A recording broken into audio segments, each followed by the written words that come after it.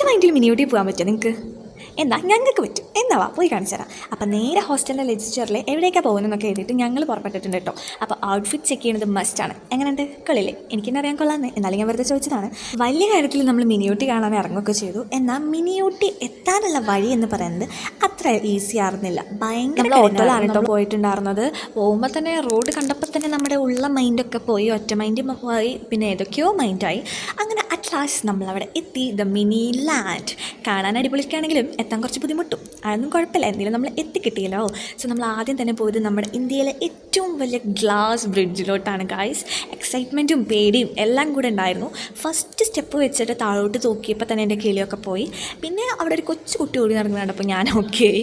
പിന്നെ നമ്മളങ്ങനെ ആ ഒരു മൈൻഡ് നമ്മൾ ഗ്ലാസ് ബ്രിഡ്ജിൻ്റെ മുകളിലാണ് എന്നുള്ളൊരു ചിന്ത നമ്മൾ കൊടുത്തില്ല കേട്ടോ. നമ്മൾ എൻജോയ് ചെയ്ത് നമ്മൾ കുറേ ഫോട്ടോസ് ആൻഡ് വീഡിയോസൊക്കെ എടുത്ത് കുറേ നേരം അവിടെ സ്പെൻഡ് ചെയ്തു. നമ്മൾ പൈസ മുടക്കിയതിന് നമുക്കൊരു ഗുണം ഉണ്ടാവണമല്ലോ. അങ്ങനെ നമ്മൾ അവിടെ അടിപൊളിയായിട്ട് സ്പെൻഡ് ചെയ്തു.